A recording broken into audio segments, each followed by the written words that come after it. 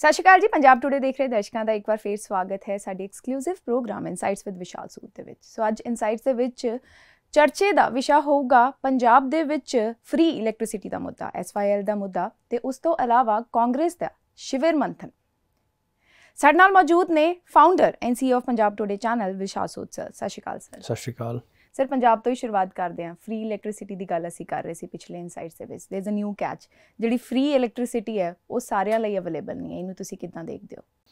Look, free electricity of course ਸਾਰਿਆਂ ਲਈ available ਨਹੀਂ ਹੈ। ਦੇਰ ਆਰ ਸਰਟਨ ਉਹਦੇ ਉੱਤੇ ਸਟਿਪੂਲੇਸ਼ਨਸ ਨੇ ਤੇ ਵਿਚ ਮੇਕ ਸੈਂਸ ਆਲਸੋ। ਥੋੜਾ ਜਿਹਾ ਇਟ ਵਾਸ ਬੀਇੰਗ ਪੋਰਟਰੇਡ ਕਿ ਇਹ ਜਾਤ ਪਾਤ ਦਾ ਇਸ਼ੂ ਬਣਦਾ ਜਾ ਰਿਹਾ ਸੀ ਕਿ SC ST ਕੈਟੇਗਰੀ ਦੇ ਲਈ ਹੈਗਾ ਹੈ ਤੇ ਦੂਜੀ ਕੈਟੇਗਰੀਜ਼ ਨਹੀਂ ਹੈ, but it is for economically weaker sections. ਇੱਕ ਇਹਦੇ ਵਿੱਚ ਜਦੋਂ ਜਿਹੜੇ ਆਪਣੇ ਬਿਜਲੀ ਮੰਤਰੀ ਨੇ ਉਹਨਾਂ ਨੇ ਅਨਾਊਂਸ ਕੀਤਾ ਹੈ ਕਿ ਬਈ ਇਟ ਇਜ਼ ਜਿਨ੍ਹਾਂ ਦਾ 1 ਕਿਲੋਵਾਟ ਦਾ ਲੋਡ ਹੈ। ਹੁਣ 1 ਕਿਲੋਵਾਟ ਦਾ ਲੋਡ ਉਹਨਾਂ ਦਾ ਹੀ ਹੋਏਗਾ ਜਿਨ੍ਹਾਂ ਦੇ ਕੋਲ ਘਰ ਇਕੁਇਪਮੈਂਟ ਨੇ, ਜਿਹੜੇ ਇਕਨੋਮਿਕਲੀ ਵੀਕਰ ਸੈਕਸ਼ਨ ਨੇ। ਤੇ ਇਟ ਡਜ਼ ਨਾਟ ਮੈਟਰ ਜਿਨ੍ਹਾਂ ਕੋਲ ਵੀ ਬਿਲੋ ਪੋਵਰਟੀ ਲਾਈਨ ਦੇ ਕਾਰਡ ਹੋਲਡਰ ਨੇ, BPL ਕਾਰਡ ਹੋਲਡਰ ਨੇ, it is applicable to everyone. ਤੇ ਹੁਣ ਜਿਹਦਾ ਵੀ 1 ਕਿਲੋਵਾਟ ਤੋਂ ਉੱਤੇ ਦਾ ਲੋਡ ਹੈ ਉਹਨਾਂ ਨੂੰ ਆਟੋਮੈਟਿਕਲੀ ਐਪਲੀਕੇਬਲ ਨਹੀਂ ਰਹੇਗੀ। ਐਂਡ ਦੇ ਡੋਂਟ ਨੀਡ ਦੈਟ ਸਬਸਿਡੀ। ਹਰ ਕਿਸੇ ਨੂੰ ਸਬਸਿਡੀ ਦੀ ਨਹੀਂ ਲੋੜ ਹੈ। ਲੋਕਾਂ ਨੂੰ ਲੋੜ ਹੈ ਕੰਸਿਸਟੈਂਟ ਸਪਲਾਈ ਆਫ ਇਲੈਕਟ੍ਰਿਸਿਟੀ ਤਾਂ ਕਿ ਉਹ ਆਪਣਾ ਕੰਮ ਕਰ ਪਾਣ, ਆਪਣਾ ਫੋਕਸ ਕਰ ਪਾਣ। Similarly at commercial places also. ਤੇ ਉਹਨਾਂ ਨੇ ਇਹ ਬੇਸਿਕਲੀ ਇਹ ਇਲੈਬੋਰੇਟ ਕੀਤਾ ਹੈ ਆਪਣੀ ਜਿਹੜੀ ਇਹ ਅਨਾਊਂਸਮੈਂਟ ਹੈ। ਇਹਦੀਆਂ ਡਿਟੇਲਸ ਹਮੇਸ਼ਾ ਹੌਲੀ ਹੌਲੀ ਬਾਹਰ ਆਉਂਦੀਆਂ ਹੀ ਨੇ। ਇਹਦਾ ਮੇਨ ਪਰਪਸ ਹੈ ਵਾ ਕਿ ਜਿਹੜੇ ਲੋਕੀ ਬਿਲੋ ਪਾਵਰਟੀ ਲਾਈਨ ਨੇ ਜਾਂ SC ST ਜਿਹੜੇ, ਉਹਨਾਂ ਨੂੰ 300 ਯੂਨਿਟ ਹਰ ਮੰਥ ਫ੍ਰੀ ਨੇ।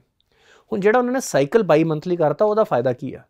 ਇਹਦਾ ਮਤਲਬ ਹੈ ਕਿ ਲੈਟਸ ਸੇ ਕਿਸੇ ਮਹੀਨੇ ਤੁਹਾਡੇ ਘਰ ਗੈਸਟ ਆ ਗਏ ਜਾਂ ਕਿਸੇ ਕਾਰਨ ਤੁਹਾਡੀ ਬਿਜਲੀ ਜ਼ਿਆਦਾ ਯੂਜ਼ ਹੋ ਗਈ, ਤੁਸੀਂ ਅਗਲੇ ਮਹੀਨੇ ਤੁਹਾਡੇ ਕੋਲ ਮੌਕਾ ਹੈ ਉਹਨੂੰ ਐਡਜਸਟ ਕਰਨ ਦਾ, ਤਾਂ ਕਿ ਤੁਸੀਂ 2 ਮਹੀਨੇ ਦੇ ਅੰਦਰ 600 ਯੂਨਿਟ ਤੋਂ ਥੱਲੇ ਰਹਿ ਪਾਓ। ਇਸ ਤਰ੍ਹਾਂ ਜ਼ਿਆਦਾ ਲੋਕਾਂ ਨੂੰ ਬੈਨੀਫਿਟ ਮਿਲੇਗਾ ਇਹਨੂੰ ਬਾਈ ਮੰਥਲੀ ਕਰਨ ਦਾ। ਸੈਕੰਡਲੀ, ਜਿਹੜੇ ਲੋਕੀ ਹੈਗੇ ਨੇ ਇੱਕ ਸਰਟਨ ਸਟਰਾਟਾ ਤੋਂ ਉੱਤੇ, ਰਾਈਟ, ਜਿਨ੍ਹਾਂ ਕੋਲ BPL ਕਾਰਡ ਨਹੀਂ ਆ ਜਾਂ ਜਿਹੜੇ ਸਰਟਨ ਕੈਟੇਗਰੀਜ਼ 'ਚ ਨਹੀਂ ਨੇ ਤੇ 1 ਕਿਲੋਵਾਟ ਦਾ ਉਹਨਾਂ ਦਾ ਨਹੀਂ ਹੈ ਲੋਡ, ਉਹਨਾਂ ਨੂੰ ਵੀ ਐਪਲੀਕੇਬਲ ਹੈ, ਪਰ ਉਹਨਾਂ ਨੂੰ 600 ਤੋਂ ਥੱਲੇ ਰਹਿਣਾ। ਹੁਣ ਕੈਚ ਹੈ ਵਾ ਕਿ ਜਿਹੜੀਆਂ ਕੈਟੇਗਰੀਜ਼ ਨੇ ਬਿਲੋ ਪਾਵਰਟੀ ਲਾਈਨ, ਜੇ ਉਹਨਾਂ ਦਾ 600 ਯੂਨਿਟ ਤੋਂ ਉੱਤੇ ਬਿੱਲ ਆਉਂਦਾ ਹੈ, ਉਹਨਾਂ ਨੂੰ ਸਿਰਫ ਉੱਤੇ ਵਾਲੇ ਪਾਰਟ ਦਾ ਦੇਣਾ, ਇਨਕਰੀਮੈਂਟਲ ਪਾਰਟ ਦਾ, ਕਿ 650 ਆਇਆ ਤੇ 50 ਦਾ।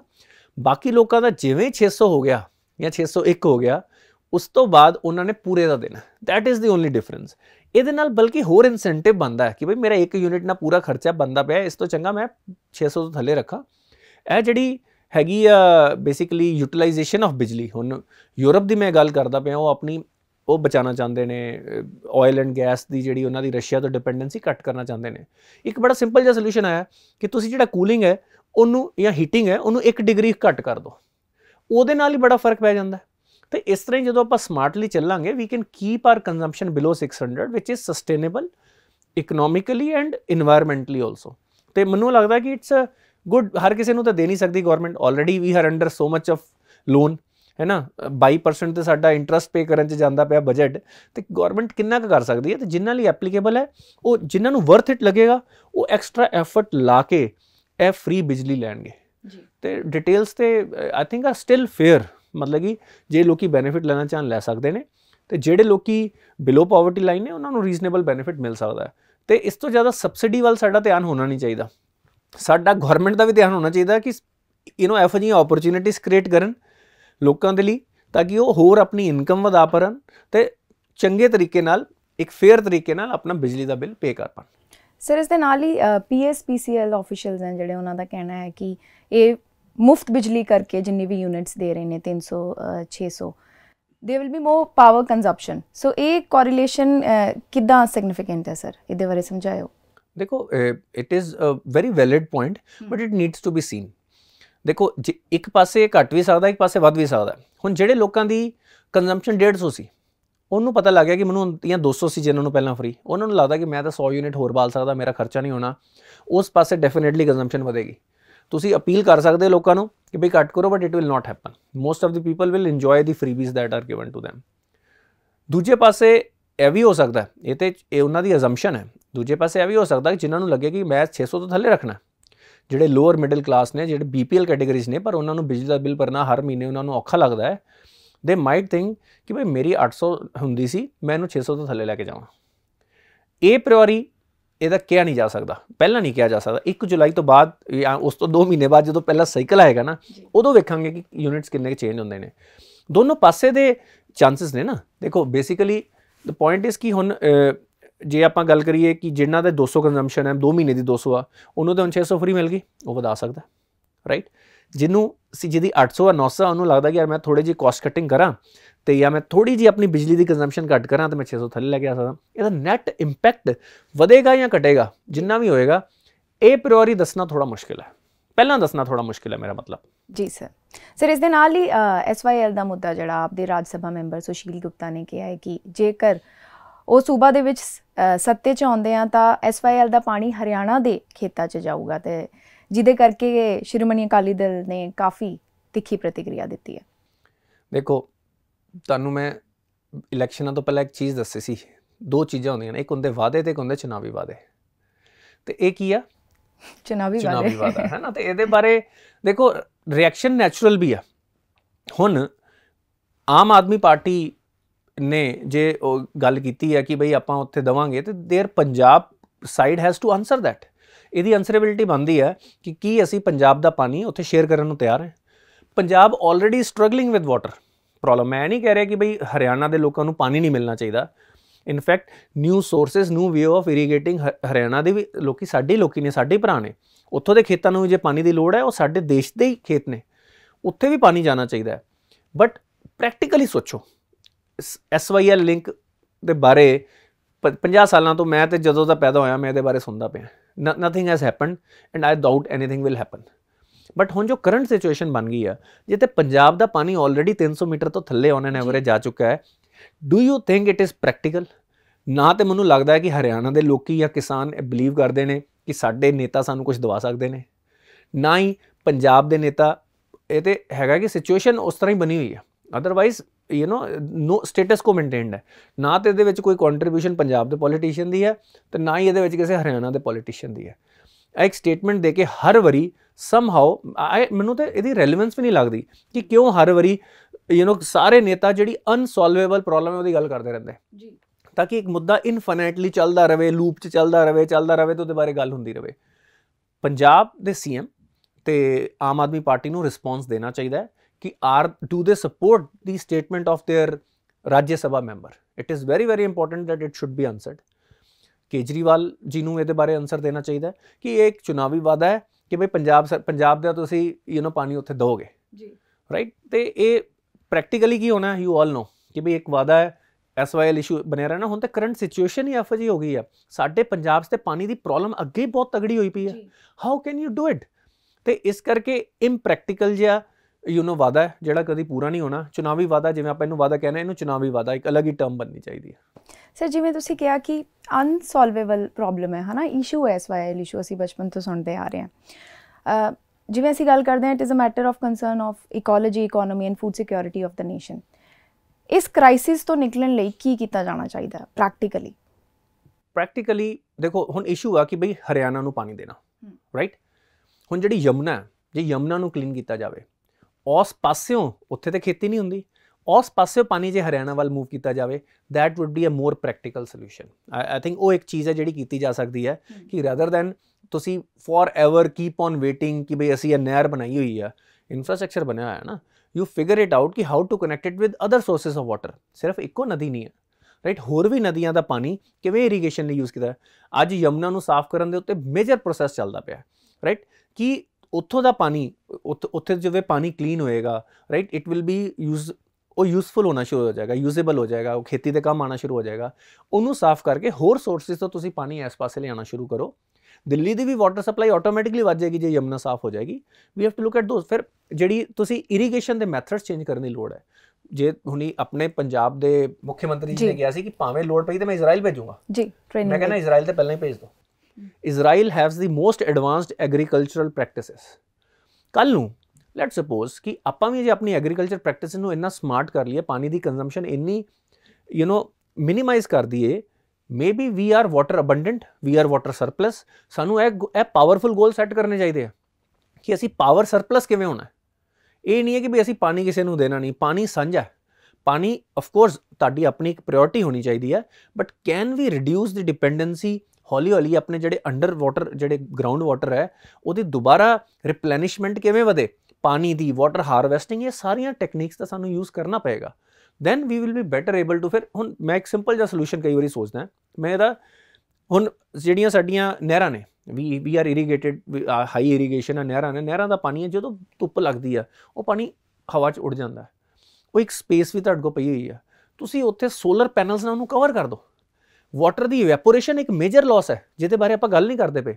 ਜੇ ਉਹ ਇਵੈਪੋਰੇਸ਼ਨ ਘੱਟ ਹੋਏਗੀ, ਠੀਕ ਹੈ, ਪਾਣੀ ਥੱਲੇ ਰਹੇਗਾ ਜ਼ਿਆਦਾ, ਖੇਤਾਂ ਤੱਕ ਜ਼ਿਆਦਾ ਪਹੁੰਚੇਗਾ, ਧੁੱਪ ਨਾਲ ਉੱਡੇਗਾ ਨਹੀਂ ਇਵੈਪੋਰੇਸ਼ਨ ਦੇ ਨਾਲ, ਤੇ ਤੁਹਾਡੀ ਬਿਜਲੀ ਬਣੇਗੀ, ਤੁਹਾਨੂੰ ਕੋਈ ਰੀਅਲ estate ਕੰਜ਼ਿਊਮ ਕਰਨ ਦੀ ਯੂਜ਼ ਨਹੀਂ। ਆਲਰੇਡੀ ਦੇਖੋ ਇੱਕ ਲੈਂਥ ਹੁੰਦੀ ਆ ਅਕਰੋਸ ਦੀ ਲੈਂਥ, ਹੈ ਨਾ, ਫਿਰ ਉਹਦੀ ਡਿਸਟਰੀਬਿਊਸ਼ਨ ਕਿੰਨੀ ਆਸਾਨ ਹੈ, ਕਿਉਂਕਿ ਨਹਿਰਾਂ ਤੇ ਇੱਕ ਲੰਬੇ ਡਿਸਟੈਂਸ ਤੱਕ ਚੱਲਦੀਆਂ ਨੇ। ਸਮਾਰਟਲੀ ਸੋਚਣ ਦੀ ਲੋੜ ਹੈ, ਸਾਇੰਟੀਫਿਕ ਤਰੀਕੇ ਨਾਲ ਸੋਚਣ ਦੀ ਲੋੜ ਹੈ, ਤੇ ਰੈਦਰ ਦੈਨ ਸੇਇੰਗ ਕਿ ਬਈ ਉਹ ਜਿਹੜੀ ਕਿ ਮਾਈ ਵਿਨ ਔਰ ਯੋਰ ਵਿਨ ਵਾਲੀ ਵਿਨ ਵਿਨ ਪਾਲਿਸੀ ਕਰਨ ਦੀ ਲੋੜ ਹੈ। ਪਾਈ ਦਾ ਸਾਈਜ਼ ਵਧਾਉਣ ਦੀ ਲੋੜ ਹੈ ਜੀ। ਇਹ ਨਹੀਂ ਕਹਿਣਾ ਕਿ ਇੰਨਾ ਹੀ ਹੈ ਤੇ ਇੰਨਾ ਹੀ ਦੇਣਾ, no, you can always increase if you think smartly. Utilisation ਘਟਾਓ। ਇਹੀ ਪੁਆਇੰਟ ਹੈ ਨਾ ਸਰ, ਕਿਉਂਕਿ ਇਸ਼ੂ ਤੇ ਗੱਲ ਹੁੰਦੀ ਹੈ ਪਰ ਸੋਲੂਸ਼ਨ ਤੇ ਕੋਈ ਜ਼ਿਕਰ ਨਹੀਂ ਕਰਦਾ, ਜ਼ਿਆਦਾ ਗੱਲ ਨਹੀਂ ਕਰਦਾ, ਕਿਉਂਕਿ ਨੇਤਾਵਾਂ ਦਾ ਇਰਾਦਾ ਨਹੀਂ ਹੈ ਨਾ ਸੋਲੂਸ਼ਨ ਦੇਣ ਦਾ, ਚੁਣਾਵੀ ਵਾਅਦਾ ਕਰਨ ਦਾ ਇਰਾਦਾ ਬਸ ਉਹਨਾਂ ਦਾ। ਜੀ सर इस दिन ही अगले महीने उदयपुर कांग्रेस का चिंतन शिविर, तो क्या लगता है इस मंथन से पार्टी को राह मिल सकता है? देखो एक हॉलीडे तो हो ही सकती है गर्मी में ना, but they are going to Rajasthan. दस गल है कि देखो चिंतन शिविर तो लाना चाहिए। Congress is in dire state, इन्ने एम्बैरेसिंग लॉसेस। ये एक साडी जिहड़ी ओपोजिशन पार्टी है इस वेले, देखो हजे भी कोई होर सैकेंड ओपोजिशन पार्टी इमर्ज नहीं कर रही, तो देश के एक स्ट्रोंग ओपोजिशन होना भी एक ट्रू डेमोक्रेसी लिए जरूरी है। गवर्नमेंट की जिन्नी मर्जी वधिया परफॉर्मेंस होवे, but we need strong opposition to keep everything in check, right, so that you know चीज़ां एक बैलेंस तरीके नाल चलदियां ने। अदरवाइज असी किवें एक आम आदमी किन्ने क क्वेश्चन पुछ सकदा है, या उन्होंने अवेयरनेस भी किवें आएगी कि मुद्दे हैगे की ने। सानू मुद्दों बारे अवेयर कराने दे विच चलो वो फिर असी सोचना काम दे मुद्दे ने कि फालतू दे मुद्दे ने, इहदे विच ओपोजिशन का एक मेजर रोल होंदा है। तो जे रिस्पोंसिबल ते पावरफुल ओपोजिशन होएगी, वो वधिया मुद्दे चुक पाएगी तो गवर्नमेंट नूं अकाउंटेबल बना पाएगी। बट अगेन तुसीं वेखो चिंतन शिविर च जे फिर कांग्रेस फैमिली इंचार्ज है तो कोई चेंजिस आने की लोड़ नहीं है। प्रशांत किशोर जी भी पिछले 3 दिनों तो कांग्रेस पार्टी के लीडर्स नाल मीटिंग करते पे ने, स्ट्रैटेजी दे रहे हैं कि अगे की करना है। But ultimately we are a true democracy. लोकां नाल कनैक्ट किवें बनाओगे? आपां कई वारी अपनी डिस्कशनस च किहा कि इस वेले कांग्रेस नूं ना जिहड़ियां साडियां ट्रेडिशनल इंडिक वैल्यूज़ ने, हिंदुस्तान जाग रहा है। वी आर रियलाइजिंग दैट जिहड़े साडे पुराने विचार सन, पुराना थॉट प्रोसैस सी, वो बड़ा कम दा सी, वो नेचर फ्रेंडली सी, वो ग्रोथ ओरीएंटेड सी। कई सालों तक, कई 100 सालों तक, मैं गल करा even till 1300s, you know, we had the highest GDP of the world. सब तो ज़्यादा GDP इंडिया दी सी पूरी दुनिया च। What changed? What changed was we forgot about our own Indic systems ਜਿਹੜੇ ਬੜੇ ਸਮਾਰਟ ਸਨ। ਸਾਡੇ ਕੋ ਵੇਦ ਸਨ, ਗ੍ਰੰਥ ਸਨ, ਅਸੀਂ ਪਹਿਲਾਂ ਤੋਂ ਚੀਜ਼ਾਂ ਸਮਝੀਆਂ ਹੋਈਆਂ ਸੀ, ਅਰਥ ਸ਼ਾਸਤਰ ਸਮਝਦੇ ਸੀ, ਅਸੀਂ ਇੰਟਰਨੈਸ਼ਨਲ ਬਿਜ਼ਨਸ ਬਾਰੇ ਪਹਿਲਾਂ ਗੱਲ ਕਰਦੇ ਪਏ ਸੀ, ਅਸੀਂ how to run a government we were talking about it, role and responsibility of the rulers we were talking about it thousands of years back, right? So we need to connect with those values which are more sustainable, which are environment friendly, which are not based on exploitation, which are not class based। कि तुसी बोलो कि ए privilege class है, दूजी class है, ए class ने सब कुछ डिसाइड करना है। These things need to change. You know, जे कांग्रेस अपना माइंडसैट है तो they can't have that leftist policies जिहड़ियां पहलां चलाते रहे ने, जिहड़ियां सोशलिस्ट सी, those things population of India has rejected. सानू हुण इंडिया नू as a powerful proud nation बनाने दे वल, that those are the things जिस वाले कांग्रेस नू गल करनी चाहिए। हर चीज़ ते अपोज ना करो, तुसी अपने आप नू बैक फुट ते पांदे हो। Let's say कि something which the entire population of India believes is better for the nation, which needs to be done, changes तो लियानियां पैणियां। जो चीज़ां होंदियां हैं सारियां सेम नहीं कर सकते। Maybe I give benefit of doubt to Congress also. 1960 या 70 या 80 कोई डिसीजन लेता कांग्रेस ने, प्रॉब्ली देश के हित च लेता, उहदियां इंप्लीकेशनस अज चंगियां नहीं आईयां। Be open to changing it, introspect that way. तो आई थिंक कांग्रेस का बड़ा इंपॉर्टेंट रोल रहा है। तो जे कांग्रेस स्ट्रोंग होंदी है, it is only good for the nation. Sir Covid cases rise in India, vaccination के बाद भी ये rise, so what is the need of the? देखो there is a 66% rise in Covid cases yesterday. Base अजे छोटा है, 2000 तो बाद केसेस होते हैं, तो केस लोड बड़े दिनों बाद has increased. The simple reason is that we are moving more freely. Mask थोड़े डाउन किए हैं, but it needs to be observe, we need to be careful. In fact the matter of fact is कि yesterday also 17 lakh doses were administered.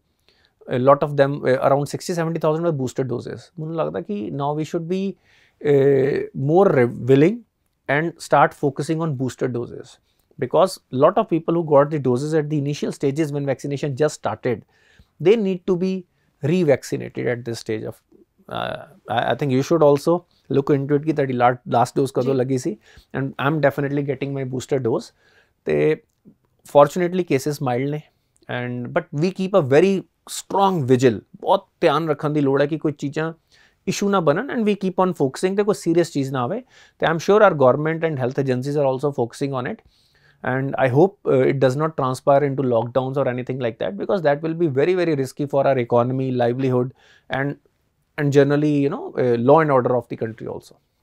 Sir आखिरी सवाल पे आते हैं, international मुद्दा, Russia intensify attack on eastern Ukraine, is this the new face of war? It is the new basically mid of the war, a new strategy has been formed. Now Putin also has to answer that why war has prolonged for so long. There is lot of domestic pressure on him also.